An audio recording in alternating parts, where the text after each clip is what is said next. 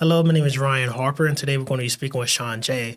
Now, Mr. J is a 3D printer and a magician who assisted Ryan Trahan on his mission to meet Mr. Beast for a good cause. So let's take a look. Sure, my name is Sean J. I'm based in Raleigh, North Carolina. I am a professional magician, 3D designer, and builder of amazing things. Now, I've seen some of your work before, and I wanted to know, since you're like in Raleigh right now, like what's your history here in North Carolina? It's a great question. I moved here with my parents when I was about 6 or 7 years old, so I pretty much grew up in North Carolina. I used to live in other small towns in North Carolina, but came to Raleigh when I was about 8 or 9. And so been here ever since. Went to elementary and high school here, and then in high school around 10th grade I was getting so busy with performing and things that parents decided it would be best for me to finish school online. And so I did like this online high school thing and ended up doing some college at Wake Tech. How did you get into 3D printing? Because I did see the video with you, Mr. Beast, and um, Trahan, Ryan Trahan is his Ryan name. Trahan. I'm sorry. Give you an And A for effort. It's okay. trying to pronounce these It's all syllables good. correctly. But how did you get involved with the 3D printing with this project? I mean, with this project in particular, I was contacted by a guy named Tyler Blanchard. He's another YouTuber who is then connected to Ryan Trahan, who's connected to MrBeast. It kind of trickled down the line. Tyler has been friends with Ryan for a very long time. I think he told me since high school. Ryan Trahan was approached by MrBeast because he's been inspired by MrBeast to do these big epic challenges. And so I guess they brainstormed this epic challenge about Ryan going across the country, starting with only a penny and then doing these various odd jobs to make it all the way, helping through sponsorship, donations, raising money for the foundation Feeding America. So the money is being used to help feed homeless or hungry people that just don't have meals. So that was really cool. And the finale of his 30-day journey, Ryan's journey, was ending in Greenville, North Carolina, where y'all are at, over there in Greenville, about two hours east of me.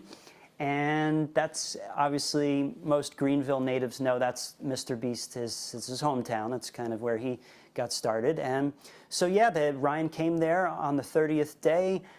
Tyler said, he gave me the rundown. This is what's going on. We're going to need this big penny. And the idea was for Tyler to give it as a gift to Ryan, and then Ryan would take that penny all the way to the finish line at the end. So that's how I got involved. Tyler Blanchard reached out to me and said, hey, can you build this thing? Nobody else either wants to because it's just so bizarre and complicated, or nobody else agreed to do it within the time frame. And the time frame was pretty insane. Now, I saw the videos with everybody involved, Yeah. and I saw your video, and it was really detailed as far as the length of time, the amount of materials that was used. Can you go into that detail about the creating the penny? Because it's not just a penny; it's the appearance that was like one to one with him. Can you go into that detail? Yeah, so I mean, the original specs that they wanted to match, they're basically saying, we want this to be the same dimensions of a real penny, but just scaled up to be about 3 feet in diameter. And so they said when they did their calculations, it ended up being about 3 inches thick. So those were kind of the specs. 36 inches by 3 inches. The little secret here is I convinced them to drop the size to 30 inches. It just made the 3D printing part of the project so much easier. It's always challenging with 3D printing projects to, like when it's really massive stuff, it just kind of, there's variables and things that could go horribly wrong. So we were able to get a little smaller, and that made it more consistent, which of course you saw the end result quality was awesome. Everybody seemed to be really happy. So it was my decision to break it up the way I explained in the video. Just due to the sheer size of it, it had to be broken up into 4 sections for the front and then 4 sections for the back. I wanted to first have it 3D printed, just the entire thing, just a solid 3D printed thing. But those of you watching and listening who know anything about 3D printing technology, it starts by squirting out the plastic on a flat bed like this. And it's always nice to have a perfectly flat back to whatever you're building up and printing. Whereas if the other side that's against the bed that it's on is expected to have texture and things, it always looks terrible, because when I tried the first test, you need all this like support material that the machine makes to hold it, since it's not completely flat. It's just raised, and you get all this support material underneath. And the tests that I tried, as you saw in the video, on like some of the smaller pieces, I threw all those smaller pieces away because they just didn't look good enough. And they were really concerned about, we want this thing to look as good as possible. We want to impress MrBeast. So I said, let's do half and half. And because it was just so big, it needed to be in quarters. So that way the front pieces had perfectly flat backs that could be glued to that wood sandwich for stability. And then the back, I could get all the good detail, because the back pieces were actually printed like this. So the back was flat, and then it built up so you could see the detail here. Yeah, it was a really conceptual thing. It took me longer than I wanted to get to that point. It took me about a week to figure just that part out. But then, yeah, it turned out to be awesome. The wood thing was a good idea. It ended up being very sturdy. I mean, I had no idea Ryan was going to take it on the highway on like an electric bike or something. I was very concerned about that when I saw that. I was like, okay. I agreed. Tyler agreed. I said, look, dude, once I give you this penny, just know it's out of my hands, and if you drop it or whatever, I can't make another one. This is a one-shot thing, so we got to get this right. So he agreed. Nobody dropped it. I mean, there was lots of glue involved. There was lots of sanding with power tools involved. In fact, my index finger on my left hand, from doing this a lot, just sanding and smearing on. My finger actually went numb by the end of the project. I think I damaged a nerve or something in my finger, and that took about a month to go away. This is the first time you're hearing that. Yeah. So I'm okay now, totally fine. Yeah, I mean, all your hard work is showing in the details, in the videos and the pictures I've seen. What was your feelings when you saw the final video and him crossing the finish line and all that with your material in hand? Sure, my feelings, well, actually, I was away. I was out of town performing when they released the video. I had to, yeah, I wish I would have been physically home to see the whole rundown, but what I saw was awesome. It was so surreal. I was shocked, actually, after the fact that I actually pulled that together in such a short amount of time and was able to make it look as good as it did in such a short amount of time.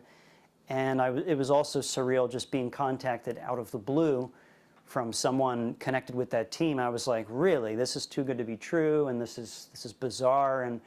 And I will tell you the truth, Ryan, there were tons of times when I was working on this project where I was literally doubting myself every day, because it was like every day from 9 a.m. to midnight, to be quite honest, because I was, if it wasn't one thing, it was something else. And then at night, I was sanding and making a lot of noise with power tools. So yeah, I basically did about maybe 3 to 4 months of work in 2 weeks.